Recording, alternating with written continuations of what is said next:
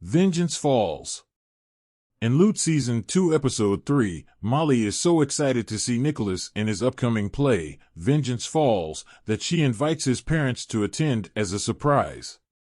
This makes Nicholas flub his performance, embarrassed that his conservative parents are watching him in a play so focused on sex. He tries to explain to Molly, after an awkward dinner between all of them, that his parents don't support his acting endeavors, and she shouldn't have invited them. Other than that, he has a great relationship with them. Molly simply doesn't believe such a relationship can be healthy. She says that if Nicholas puts in the work like she does, he could have a more open relationship with them. He scoffs at this, holding that Molly has never had to put in the work for anything. She never even allows herself to be alone.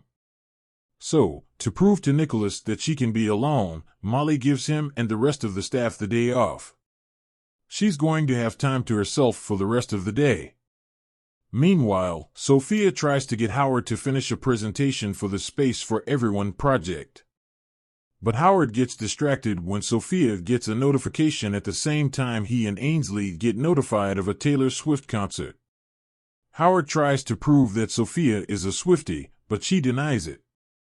He even makes a presentation, not for work, but to prove Sophia is a fan, showing that Sophia asked off work the same day as the concert. Yet she doubles down, claiming she has to be with her great-aunt, who's having heart surgery. Howard feels bad, so he finishes the work presentation and shows up at Sophia's house that night to apologize. But it's there he discovers that Sophia hides Taylor Swift records in her collection. Sophia admits she's a Swiftie and that she made up her great-aunt. She lied because she wanted to be taken seriously, and people often look to question her authority. Howard understands and promises not to tell anyone, and they proceed to fangirl together over theories about the music. Back at Molly's place, the billionaire is doing a pretty good job at being alone. That is, until she gets into bed and the smoke alarm starts beeping. After an intense battle with it, she fails to take out its batteries and decides to put it in the safe in her panic room.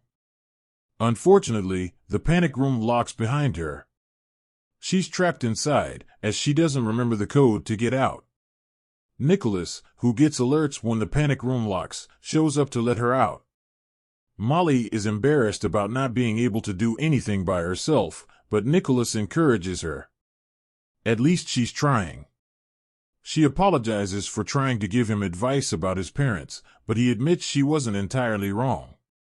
He and his parents aren't great at talking about their feelings. The episode ends with Nicholas showing up where his parents are staying. He asks them out to dinner before they leave and tells them about a commercial he booked. It's not much, but it's a start at building more healthy communication. The episode review. Vengeance Falls pleasantly surprises as the most wittily written and delivered episode of Loot so far.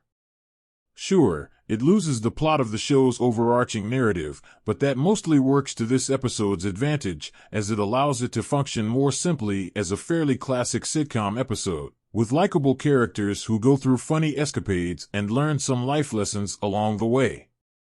Ron Funches is so endearing as Howard in his quest to prove Sophia an avid Swiftie. But truly the most entertaining storyline is in Maya Rudolph's fight against her smoke detector, which is equal parts absurd and relatable. And that ending between Nicholas and his parents?